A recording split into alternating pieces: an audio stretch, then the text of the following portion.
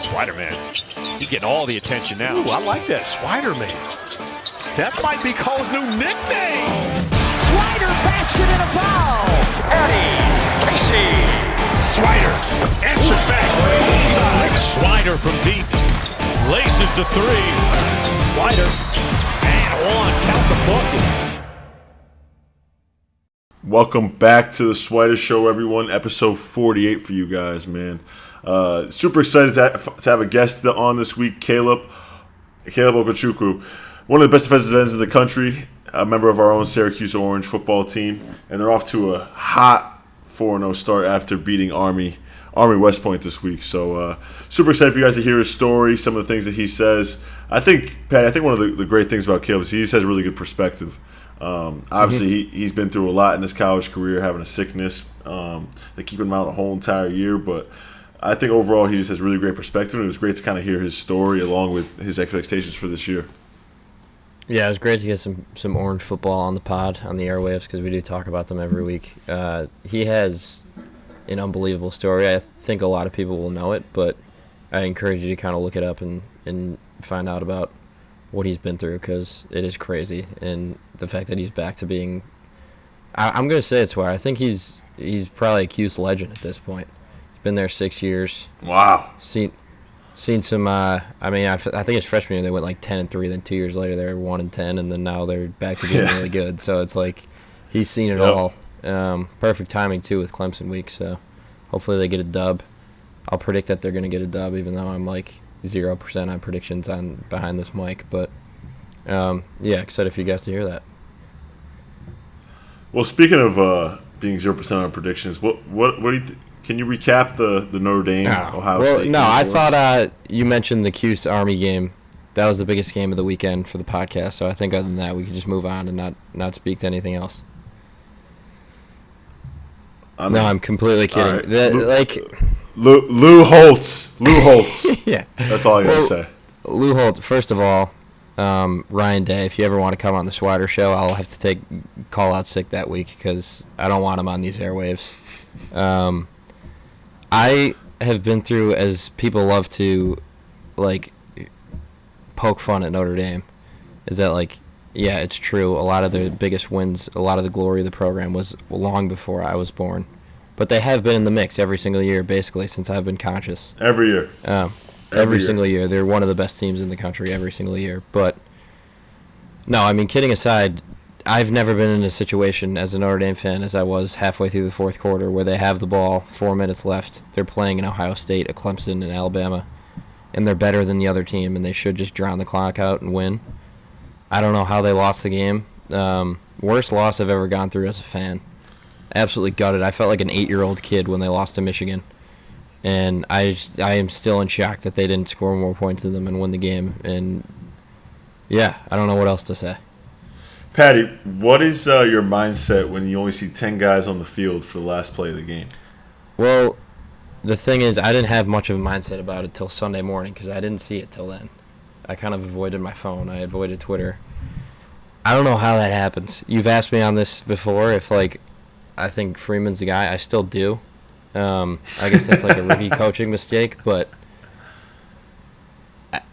there's really no excuse for that. It wasn't one play either. It was back-to-back plays, and two plays. It was arguably plays. The most important, like, where if you were to have one person on the field at that point, you had to pick where to put that one person to give you a stop or at least a little bit of a chance to stop the run. You're going to put them exactly where the one guy that they were missing wasn't. And they had two safeties at the line, and they just ran it directly there and scored. So I have no idea how that happens twice. The kid barely got in. Yeah, got in. The other thing, the history of the game tells you they struggle tremendously to move the ball 1 yard because, Notre Dame had, that was another thing. I don't know why they kept it in Hartman's hands and scrambled at the beginning of the second half. Besides the point. I mean, the drive before, they had just gone 4 and out. Not 4 and out, but they went 4 and out fourth and less than 1 and lost a yard. And Notre Dame's defense looked incredible the entire night. It hurts when you don't have all 11 players, but yeah, I didn't plan on going on a tangent, but there you go. I think the other big college football game that everyone's been talking about is Colorado, Oregon, the beatdown in Eugene. Patty, you have any initial thoughts on that? Is that what they're calling it? Well, my initial thoughts, actually, to stay with the point of Ryan Day, the Oregon coach, I don't know what his problem is. Some weird quotes from him, but I don't know. I feel like it's kind of been a victory lap for Colorado haters, but still a success to this point. I don't know. Does it change how you feel about Deion at all? No, not at all. Not a single bit. Deion's always talked about he's missing like 7 to 9 guys. Like there's 7 to 9 guys away from being like a real team. I think beating TCU week 1 kind of gives everyone like this like, oh my God, they're beating like this really good team and they might have a chance to go on. Like I think we've known since the beginning of the time when Deion's got there. He's talked about this. He's gone on about this before. Is that the team's not ready yet. They're going to be good. They're going to be well coached. They have really good coaches all around the field, and they have a quarterback, so they have a chance in every single game. But it just seemed like without Travis Hunter out there, without like their offensive line just isn't great. Mm-hmm. Especially like when you play a team like Oregon or you play a team like USC coming out. Even though USC's defense isn't great, so I think that's going to be a better game for them. It'll be a better game for them to compete in. But I just think overall Deion, the way he's handled everything, and even after the loss, like it's one thing to be like look cool while you're winning, but I feel like he even looks cool when he loses. Yeah, he handled it perfectly. Pretty impressive. Right, and he had the quote like, "There's a lot of people that think they're playing against me, and I'm not in pads. I'm not on the field." Because it is true. Everyone just goes after him after the game. It's like, all right, well, I'm the coach. But yeah, I thought they'd be able to score points against anyone, so that was probably the biggest shock to me. But yeah, it's just kind of like a different playing field. We've talked about it before with college football. Like if there's a big disparity in your line, then it kind of just like screws up everything you're trying to do. Yeah, 100%. But great weekend of football. The Patriots won in what people are calling the worst football game ever played here in New Jersey. Not my guy, but our guy, Zach Wilson. He's struggling. Definitely still, our guy. But definitely our guy. Yeah, he's with the Pats. But how do you guys feel? Adam, feel free to come off mute here and kind of explain your Pats talk or your Pats takes. It was a rough couple hours. It's becoming a point where I don't even know if I want to like solely watch that game. Like I got to stay updated with the rest of the 1:00 games, even though the Patriots are on, which is not something I ever would have done 5 years ago. So I think we can come back and get a couple wins. I still have my over 6.5 wins easily. So that's where we're at right now. Are you guys getting into Caleb territory? Caleb Williams? No. I wish we were, but we're too competitive. We're gonna win 7. We're gonna win at least 7 games. Adam's pick is gonna be right. Over 6.5. We're gonna win like 7 to 9 games. We probably. I don't like the way the team's looking, so I don't think we're gonna sneak into the playoffs as of right now. That could change a lot with a Belichick coach team. I think throughout the season we're gonna get a lot better, but as it's presently constituted, no, we do have a great defense. We have a great defense, and I think Bill O'Brien's trying to do some things. Our offense does look better than it did last year in terms of just play calls and creativity, but it's not where it needs to be. And Belichick even said after the game, we're not going to win many games if we're going to score 15 points. With Tom Brady, and in the past, you'd steal these games that were close. But the first 2 games of the year, both of them at Gillette Stadium, we just dropped them. You're 0-2, 2 of them both at home. And, I mean, we have these games every year. Mac Jones never can win a game in this new era of Patriots football within 1 score with 5 minutes left. Like you could say it's clutch time, but it's also a lot of luck, and we just don't have that luck. Haven't had it in probably 4 years now. So to drop 2 games at home in the first month of the season is not a good start. I feel bad for you guys. If there's anything Patriots fans haven't had for the last 3 decades is luck. So you guys deserve it. You guys deserve a break. Hopefully that comes to you guys soon. I mean, one thing that you can call luck is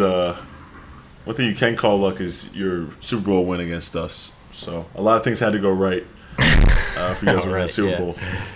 The supposed goat getting outplayed by Nick Foles, that was lucky. He threw for 500 passing yards in that game, bro. He was not outplayed by Nick Foles. Well, Also, we don't have to get into it. That's a ridiculous statement. That's awful. we can get into it. What were you gonna say? I will say this for the first time: the Philly special was created by Bill Belichick in 2015. Yeah, isn't that like a known thing? Okay. Yeah. Yeah, he should have ran it earlier in the game, then. Okay. I'm just saying that's that's a lot of luck. That's tough. I mean, if you invent the play and then it steals a Super Bowl from you, that's tough. You probably should be prepared for it if you're gonna puff your chest out about inventing it. I just think that people give a lot of credit to Philadelphia for using that play at the time, and their defense was miserable in that game, like horrible until that strip fumble at the end of the game. So if you want to talk about luck, that's the one play, but then you could also say the Patriots won a couple Super Bowls on one play too. So I mean, I just don't think that's a fair statement. It's not comparable to this season. We've had some rough. No, I'm just saying I'm not gonna. You're not gonna find me like feeling bad for Pats fans over some bad luck with Mac Jones. That was my whole point there. You asked us what we thought. We'll see what happens. We'll see what happens. One thing we do know is that the season's coming up quick, which is crazy. I feel like part of me feels like the season ended yesterday, and part of me feels like it's been forever since the season's been going. So, training camp starts next week. I'm excited. Media day on Monday. Go up to Boca Raton. Training camp at FAU for the whole entire week. Then we'll be playing games here in like 2 weeks, Patty, which is kind of crazy. Yeah, that's nuts. Do you guys know do you know your preseason schedule yet? Who do you guys open up with? I know our second game is at San Antonio. I think our first game is against Charlotte, maybe. Go. Okay. It's against Charlotte, maybe. Wendy will So, he'll be playing in the preseason games for sure. He has to, bro. Yeah, but I said this last week, but media day. So we play against Hornets, home against Hornets, at Spurs, home against Grizzlies, home against Nets, at Houston Rockets. So those are our 5 preseason games.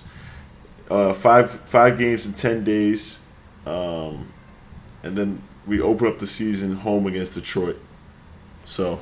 Wow. Are you getting 1% more nervous every day as someone? I know you're confident in your abilities, but it is coming up quick. You don't have a month to prepare anymore. You have 10 days, and then it's just like a whirlwind. So do you get nervous? Do you even get more? Are you find yourself thinking about little things more, or is it the same as always? Man, I think going into training camp last year compared to going to training camp this year, I have a totally different mindset, right? I think, obviously, I don't know completely what to expect, but I do know I have a pretty good idea of what to expect in terms of training camp, right? Like, things are going to be asked to you quickly, and you have to respond quickly. You might get thrown into a drill or get thrown into a situation that you have to be ready for. And I think for me, I think I'm in a pretty good spot mentally, and I think I'm in a really good spot physically. Been cutting body fat, been cutting to finish the conditioning test like I talked about last week in a really good time. Been shooting the ball well. Had my guy Anthony Tingley out here from Island Athletics kind of preparing me for this week, preparing for training camp coming up. He's going to be out here with me the whole entire week in preparation for training camp. So I think everything's kind of lining up. Obviously, when you get to training camp, there is pressure to make those shots and be efficient and show you can play with these guys. But I think overall I'm in a really good spot, and I'm excited to get to that place and get going and be with all these guys, Jimmy and Bam and Tyler and Duncan and just kind of show who I am and compete at that level. Are you still ramping up towards the end, or is there a period that you're gonna try and kind of I don't know, take the foot off the brake a little bit just to make sure your body's ready for training camp, or are you just going full steam ahead till it starts? Yeah, I think there's a balance to it, because at the end of the day, you are preparing yourself for an 82-game season. I think one thing that guys kind of – it's tough for a guy like me in my situation, because your championship is almost this training camp, right, to give yourself an opportunity. Right. But a lot of these vets come into training camp getting into shape. So it's there's a different mindset for me compared to that vet coming into training camp, but it's trying to find that balance, because Pat Bev always said, he's you see a lot of guys have a really good October, November, December, and then by January they're completely fried and they get hurt because their bodies they just went full steam ahead for those first 3 months. So I think for me, it's trying to find that balance of obviously being in the best shape of my life going into training camp, but having room to grow as well. Yeah, I don't know. That was just like a curious question you have because obviously during the season, it's not like you're like working out so hard, and like you're saying, someone in your position, it's like these are.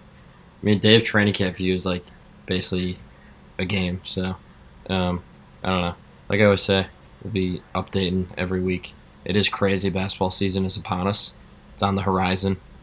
And in a lot of ways, this is like the most exciting time of the year because it's like there's so many unknowns. We didn't get into it today, but there's a lot of player movement potentially that may happen.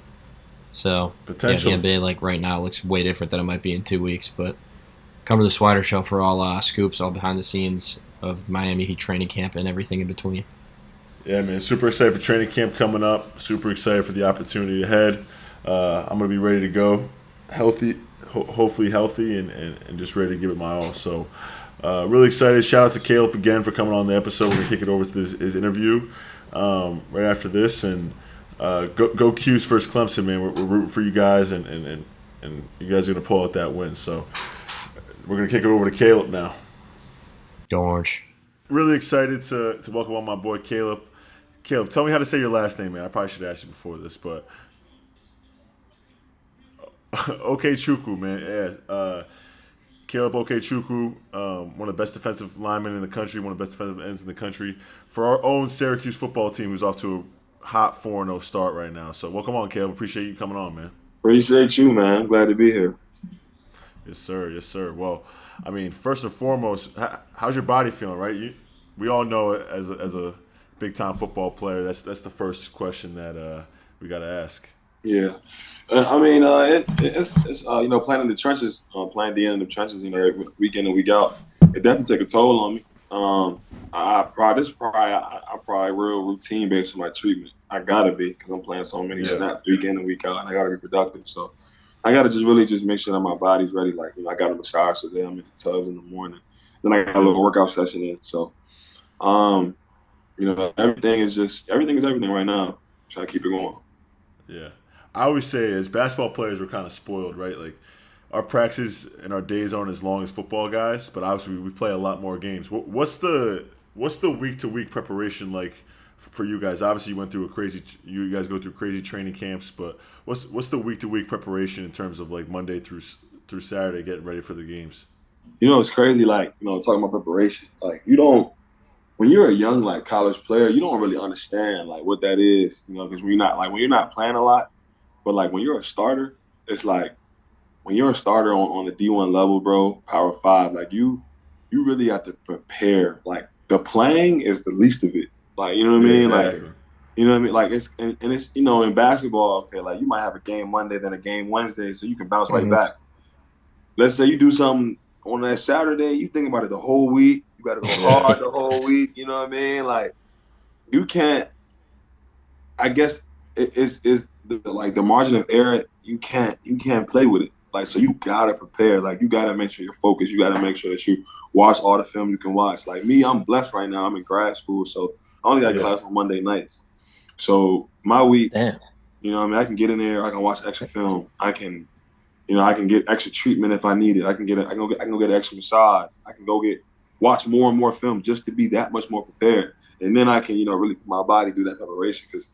My routine week to week, man, I'm just making sure I'm checking all the boxes every day that I'm, one day at a time, that I do all of this. And then if I know I do that, I'm confident going into the game. Do you feel like, I'm glad you brought that point up because I've always wondered that about football players, like, because you spend so much time practicing and preparing and then you get 12 opportunities to actually show it like in a real setting. So my first question is, do you feel like that makes practices more competitive sometimes? Because it's like, you're kind of going harder than maybe like in a basketball setting because you're saving it for a game. It's like, no, like we have 6 of these things before our game, so we got to make it as competitive as possible. Like, for sure, bro. It's like when you think about it, it's like I think maybe it was Michael Parsons. I heard him say something like, you train 8 months for 16 opportunities. So in college football, you train, if your team, so you might get 13, you might get 14 or 15 if your teams go to the Natty. or college playoff. But if your team doesn't get 6 wins or more, you're not going to a bowl game. So that means you only have 12 chances to show what you can do to for the next level, let alone in your conference, let alone to your team. And God forbid you get hurt or like a little nagging injury where you got to miss 2 games or miss 3 games. That's film, So I guess that's why they say like the best availability. I mean, the best ability is availability for real, because you really might need, like, you don't know, and you really got to play every play like it's your last, because it really might be your last play. And I think over these last 2 years, I've taken that more serious with my routine and my watching exercise on my own, because I'm at a point now where like my coach just lets me go, he lets me play. So, and like I love having that type of position, and I don't want to play around with it. I want to make sure that I'm more than ready before I go into the game. I think that's one of the biggest things, right? Is just making sure you're prepared. But let's bring it back a little bit. Obviously, you were a big-time high school football player. You played at St. John's College High School in Washington, D.C., and then you decided to come to Syracuse. What kind of went into that decision? And I mean, it's crazy. I actually wanted to go to University of Texas, but everything was kind of lined up for me to go there. But I didn't know what clearinghouse was when I came out of high school. So, my situation was a little bit different, and I was talking to Syracuse, and they was like, "Listen, you do everything you need to do. We're gonna take care of you." And that my mindset at that age, I'm young. I'm like, all right, it's D1. We play schools like Clemson. All right, bet. Like we play schools like Clemson. Let's do it. You know what I mean? And I honestly too, I wanted to play early. You go to those big name schools, and I'm like. By all means, if you're good enough to go, which I believe I am, to play anywhere, but it's more than talent. It's situation when it comes to football. Like, you could be just as good as a guy, but the coach might have had a better connection with him in high school. He might have recruited the other guy the other guy harder. I was the only D lineman they brought in my freshman year across the board. Wow. So for me, it was like, all right, bet, like they only want me, and that's all I needed to see for real. So I just wanted to come in here and work and just put the pain in. So moving forward, you end up coming to Cuse, and I think any Cuse fan who's followed your story, it's as inspiring as it gets, I think. And last year you ended up winning the Syracuse State Award and anyone who hasn't seen the video, I'd encourage you to go check it out. But after that year, I kind of watched that video, and you were talking about how you were just going to kill. Like, you were trying to play right away. You were a true freshman, and you're removing the thought of, like, oh, I'm a true freshman, I'm not trying to get on the field. And you were basically, you could go into the story as much as you want to, but spring practice comes along and like you're working out really hard and you just start feeling a little different from someone who's in such good shape as yourself at that age. And then the biggest thing is like football is just taken away from you.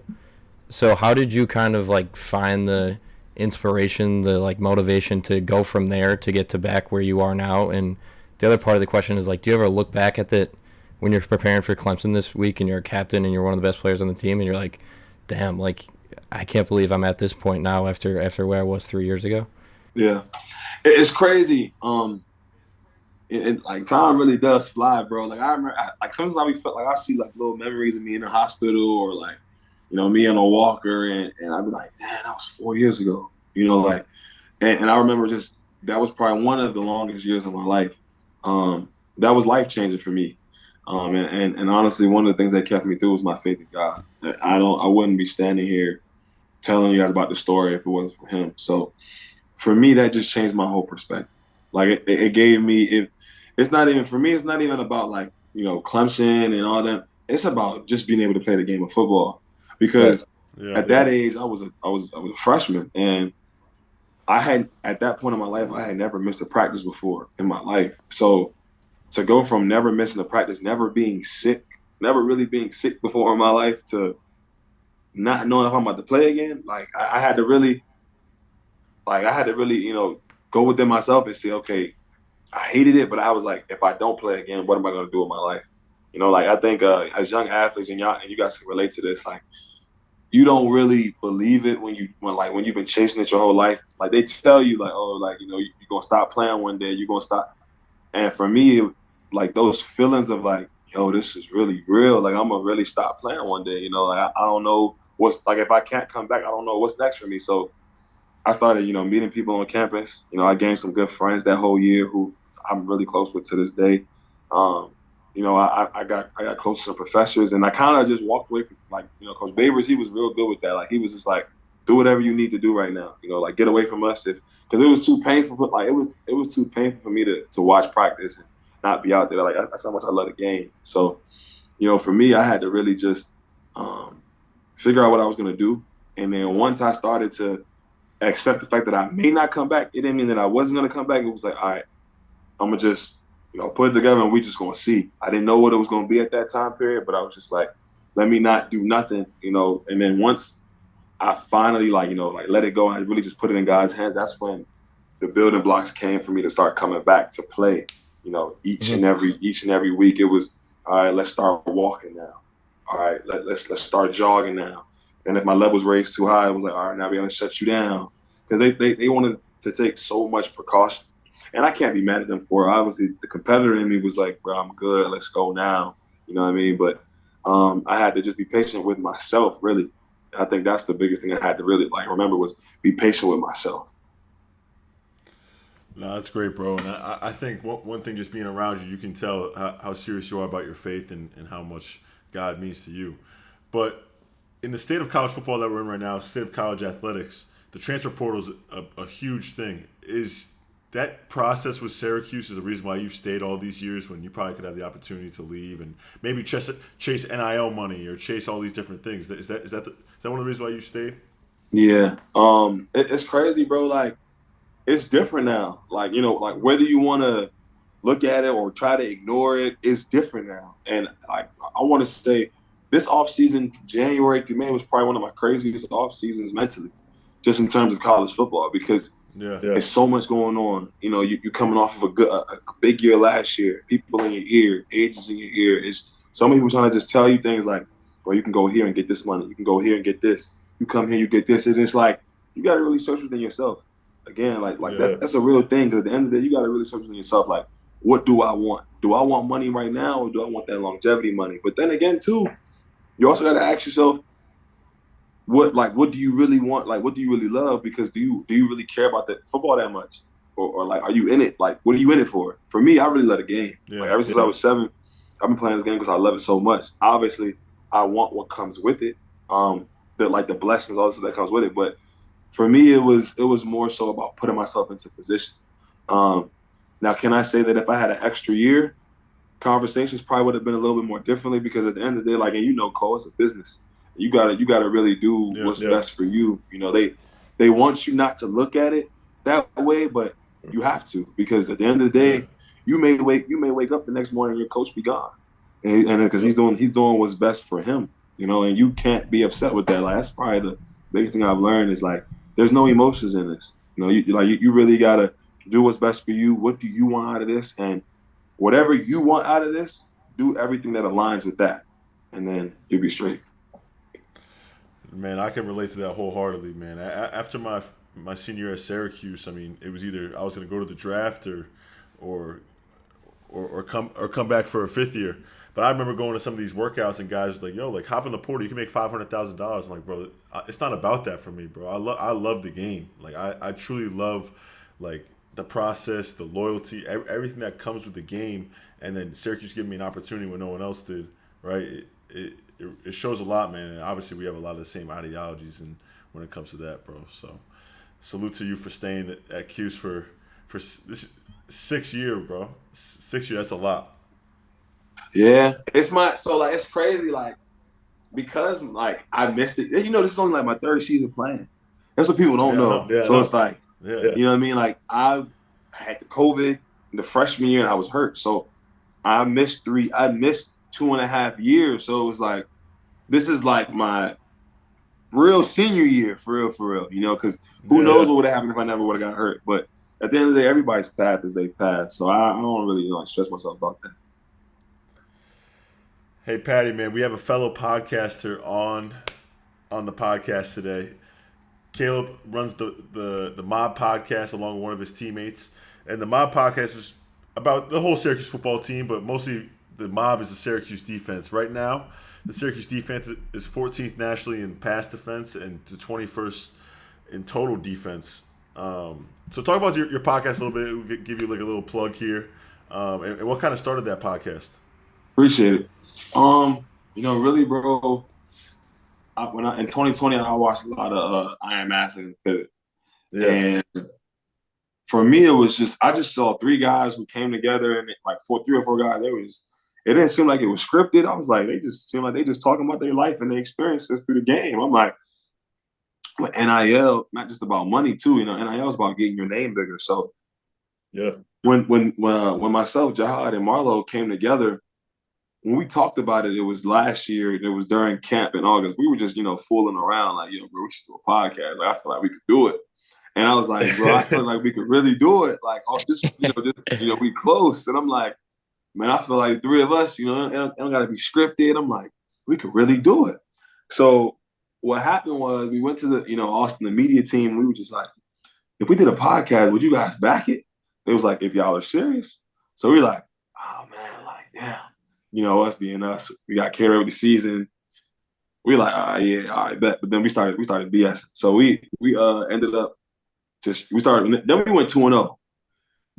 So we went 2-0 last year, and our media team was like, y'all are playing. Y'all need to do this podcast. Yeah. So we went to the team room one day after team meetings on a Sunday after we watched the game film. And me, myself, Lo, and Jahad, we sat in there. We was like, all right. I put my phone down. I was like, let's just record ourselves for however long. And let's just see, like, just us three in here. Let's just see what this would be like. So we sat down in the team room. Nobody was in there. Just us three. We did like a little, that was probably our only ever practice run. So we just started going. Yeah. We just started going and going and going.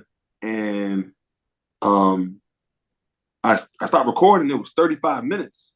And I'm like, I think we got something. And we all started laughing like, shit, we just gonna see. So I call up Austin. I'm like, yo, we all in. He was like, all right, bet, pull up on Monday. That's our off day. So we thinking like, they finna just have some chairs, some mics. We walk in and we like, oh, they not playing. Like we walk in, Austin was like, I told you. Like, I told you. Like, I wanted y'all to do this. I'm like, oh, all right. So that's when I'm like, all right, we can't be playing around. Like, I'm like, we gotta really commit to this. But you get a little nervous because some people could see that as a distraction. Like, oh, you need to be focused on the season. You know what I mean? But one of the things the podcast really taught me was like that switch. Like you see players like Jalen Ramsey, you, Cole, you in the league doing it week in and week out with your schedule. It's like, It's like, damn, okay, like if these players could do this, if these players could do this, then why can't I? So we came together, we did the first episode, and it just took off from there. And we didn't expect it to become what it did. It was just, we were just having fun. We weren't trying to make no money. We was just like, it honestly started to become like therapy, bro. Like it gave us a getaway from the game. Like you put so much into the game, and you guys know for college athletes, when you get away from the game, it's usually just go out, all right, what we doing? But for like, that was what we looked forward to. It was like, all right, we're going to talk about this, how about this? And it just gave us a new avenue, which was really dope for real. It definitely took off on like Q's Twitter too, because I don't think fans have ever had a medium of like, all right, now there's actually the best players on the team that are recapping the game. But one follow-up question there is, so me and Swider have been doing this for like a little bit over a year now. You guys started around the same time last year, season 2 now. Obviously, because the season just started. But what do you think is harder, playing in the game or doing the podcast? Because as we know, doing a podcast is pretty tough. So it's playing in the game because yeah, no, I'm completely kidding. No, I would say like it better be playing in the game. Yeah. You know what I mean? Because with the podcast, we just having fun. Like right. There's no pressure of I'm not getting graded out by my coach. I'm not getting yelled at or screamed at if I make a mistake or if I laugh on camera and we gotta stop. Like it ain't that, So yeah. But I enjoy both though. Every time we bring a guest on and they see the lights and the cameras right in your face and they realize, oh wow, it's real. I'm like, yeah, it's different. It's not like just real deal. It's different. Yeah, you guys got an official ass setup too, but it's no secret this week, one of the bigger weeks of the season for you guys, and you just talked about how you've been there for 6 years, and you've kind of seen every type of season you can and every type of Clemson game you can. Like, there's been some times where you guys struggled a little bit, but then last year, 2018, you guys like had them on the ropes, and it was such a close game. So, how's like the preparation been going this week? And do you think because you've been so close, that makes you want to get them even more? Sure. I haven't beaten Clemson my whole time I was here, and that's something that I definitely, individually I want to achieve, because to say that, all right, to not have been able to beat them in my career, it's a little sour right now. It's a little sour taste in my mouth, but I think you learn as a player over time to you really gotta obviously be locked in, but you don't want to overdo things, because 100%. I feel like when one of the things that I've learned and try to remember, because it's hard to remember, is like, don't overdo it because of the name. I think players on all levels get caught up in that. Like, I'm pretty sure in basketball, like when you play in the league, when y'all see like a Hall of Famer, like, I gotta go. But then you realize, like, you get on the court and like, oh, I'm out here, like I'm good enough, like I'm out here, like, I think when you have those moments, you gotta just remind yourself, like, this is what I do, and the game hasn't changed since I was 7, but the preparation and the focus has to be there. I think your preparation and your focus should always be at a high level, no matter who you're playing, because that's, in football, the minute you decide you're not going to lock in and focus, that's when you get hurt. So, yep. You really can't play around, because it's a guy in front of me that's over 300 pounds, 6'7", that's trying to kill me. So if I'm not focused and locked in, I could really hurt myself out here. I think all great coaches, if you've been around, obviously you've been around great coaches, that one thing that they always talk about is that Patty knows at the beginning of the season we're playing Lemoyne in an exhibition game. And Coach Boeheim goes, it doesn't matter if we're playing Lemoyne or if we're playing Duke. Like, your preparation should be the same, and you shouldn't take an opponent lightly, right? So you guys played Army last week. Like, that's the biggest game of the year until you guys beat Army, and then you guys move on to the Clemson game, right? So I'm excited for you guys, man. Obviously, the last 2 years have been really fun. But just talk about, obviously, you guys started out hot 6-0 last year. This year you guys are off to a 4-0 start. You guys have looked great so far. Obviously, a lot of injuries last year, but you guys kind of had a skid, right, last year. Ended up 7-5, ended up going to a bowl game. But what's the mindset in the locker room this year after getting off to this hot 4-0 start? And how do you avoid that type of skid to keep everything going in the right direction? One game at a time. It's crazy, earlier we were saying, like, we only had 2 opportunities, but when you start rolling, it's easy to start looking down the schedule and be like, okay, we do this and that. Once you start doing that, that's when things get over your head. So for us, learning from last year, one game at a time, one play at a time, one day at a time, one practice at a time. You really got to take everything one day at a time, because we didn't know that guys were going to get hurt last year. And I'm willing to bet that if guys didn't go down, our records is a lot different, because some of the injuries we took are definitely some key guys. So I'm just praying that everybody stays healthy and throughout the whole year. And I feel like if we get that, it'll be a special year for sure. But I know for me, we just try to take it one game at a time, and I'll give you a little example. Like, Schrader, we want Schrader to come on the podcast, and Schrader's like, so do we. Same. He won't, and I respected what he said. He said this last week. He was like, I'll commit to it after Clemson. But that just shows his focus, and I'm in the facility watching film around 8-9 p.m. He's in there watching film around 8-9 p.m. He kind of has the same schedule that I have, and you just, for me, that motivates me, seeing other guys on my team taking it so serious. Like, I love that. Like, that's like, for somebody who loves the game, I love seeing other guys like Marlo. I'm in there at 5:15. He's in there at 5 a.m. And just in the facility. Like, we got meetings at 6:30. Just, I love seeing guys take their preparation serious, because when you see, in football, it's a team of 105 guys. So that's a lot of guys to get focused on one goal. And the reality is, the coach can't control all that. It really has to be player-led. Like, it's player-led. Like, the young guys have to see me working. They have to see me watching extra film. They have to see me getting to practice early, staying there late. They have to see me do that. Because if they don't, then it's like, oh, okay, I can. Because in football, everything trickles down. If the leaders are playing around, bullshitting around, it's like, all right, whatever, So it's good that like all the top dogs are taking it serious, and you see all the top dogs playing well as we should be. We should be setting the tone. So that's dope for real. So Caleb, as a student, I have a lot of friends from back home that go to different colleges, and my texts this week are filled defending you guys, even though every year, you start out quick, strength of schedule is a thing. How does it feel to not have those, the support of like the rankings yet, and to be ranked and to be, seen as a team that maybe easy schedules early in the season, even though you're beating teams by 40 every week? As a competitor, I think as a competitor, you learn to use everything as fuel. You know what I mean? Like, you like if people playing with us, they still playing with us, we got more work to do. If people supporting us and saying we got more work to do. And I think even Coach Baber says that a lot. Like he likes to say we wouldn't have it any other way. The reality is Clemson's lost 2 games.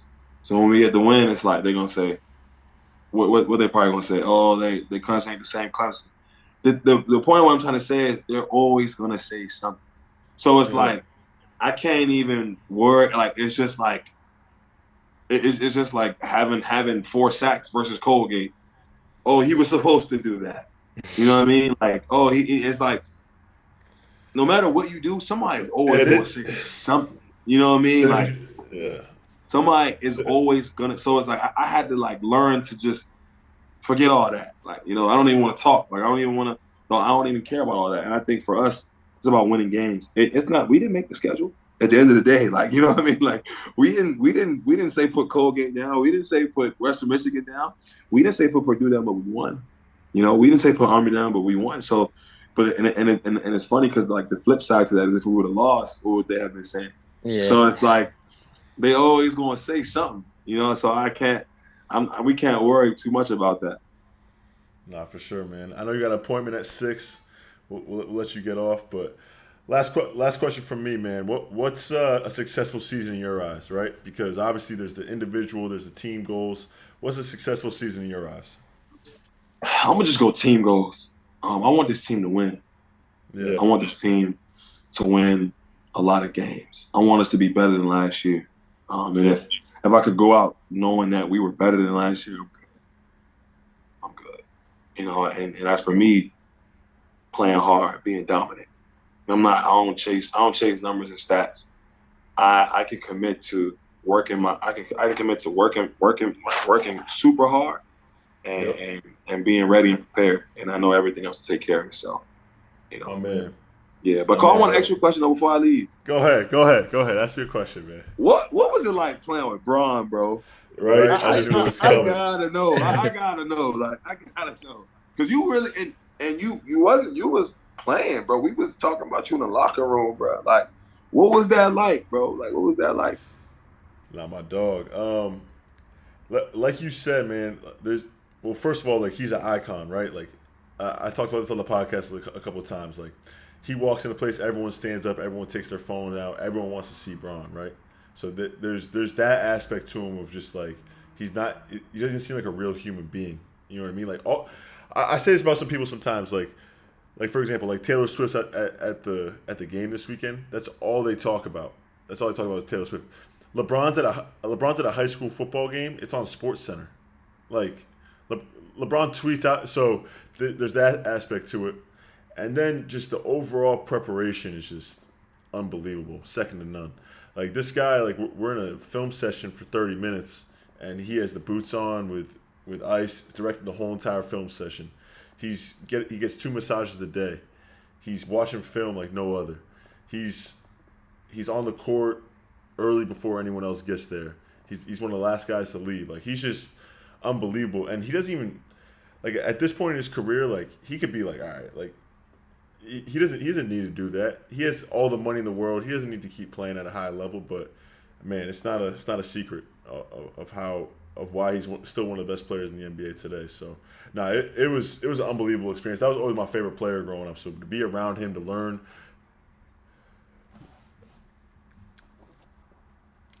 He was unbelievable. Like, everyone says that Michael Jordan and Kobe were assholes. Like, LeBron is like actually a good dude. Like, LeBron will come up to me, yo, how's your day going? He'll mess around with us on the plane.